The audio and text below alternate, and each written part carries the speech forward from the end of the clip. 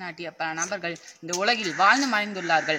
அவர்களை பற்றி இந்த உலகம் அவ்வப்போது நினைத்துக் கொண்டுதான் உள்ளது.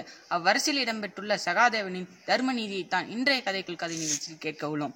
நான் உங்கள் சி. சுதர்சன், 8ஆம் வகுப்பு ஆ பிரிவு, பாரதி வித்யாலயா மெட்ரிக் மேல்நிலைப் பள்ளி. ஓர் காட்டில் ஓர் அதிசய விலங்கு வாழ்ந்தது. அதனுடைய பாதி பகுதி விலங்கு வடிவம், மறுபாதி மனித உருவம். அதனால் அது புருட மிருகம் என்று அழைக்கப்பட்டது. ஓர் மிகப்பெரிய வலிமை கொண்ட அந்த மிருகம் அக்காட்டையே தன் கட்டுப்பாட்டில் வைத்திருந்தது. மனிதனோ மிருகமோ அக்காட்டில் நுழைந்தான், அது உடனே அவர்களை சாப்பிட்டு விடும். ஒரு நாள் வீமன் எப்படியோ அக்காட்டில் நுழைந்தான். அதை கண்ட அந்த மிருகம், இன்று நமக்கு நல்ல விருந்து கிடைத்துள்ளது என்று மகிழ்ந்து வீமனை பிடிக்க முயற்சித்தது. வீமனோ தன் நாட்டை நோக்கி ஓடினான். மிருகம் பிடித்து விட்டது. ஆனால் அது பிடித்த போது அவனது வலது கால் தன் நாட்டிலும் இடது கால் காட்டிலும் இருந்தது. நீ என்னை பிடித்தது தவறு, நான் என் நாட்டை தொட்டு விட்டேன் என்றான் வீமன். இல்லை இல்லை, நீ என் காட்டில்தான் பிடிப்பட்டாய் என்று வாய்த்தது மிருகம்.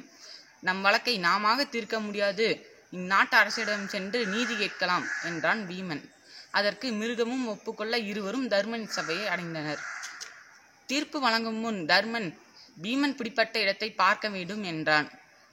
பீமன் பிடிப்பட்ட இடத்தை ஆராய்ந்த பின் தர்மன் நீதி வழங்கினான். மிருகமே, உன்னிடம் பிடிப்பட்டவன் என் தம்பி என்பதற்காக பாரபட்சமாக தீர்ப்பு வழங்க மாட்டேன். உன் காட்டிலிருந்து பீமனின் சரிபாதி உடலை நீ உண்ணலாம்.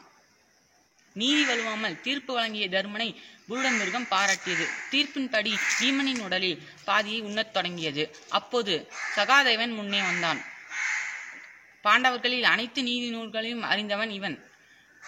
உறவு என்று விரும்புவதும் பகை என்று வெறுப்பதும் செய்யாத சமத்துவ அறிஞன் சகாதேவன் தர்மனை நோக்கி, நீதி வலுவாமல் தீர்ப்பு வழங்கினீர், ஆனால் அந்த தீர்ப்பை எப்படி நிறைவேற்றுவது என்று கூறவில்லையே என்றான் சகாதேவன். சகாதேவா, தீர்ப்பை எப்படி நிறைவேற்றுவது என்பது சகலகலை வல்லவனாகிய உனக்குதான் நன்கு தெரியுமே, நீயே கூறு என்றான் தர்மன்.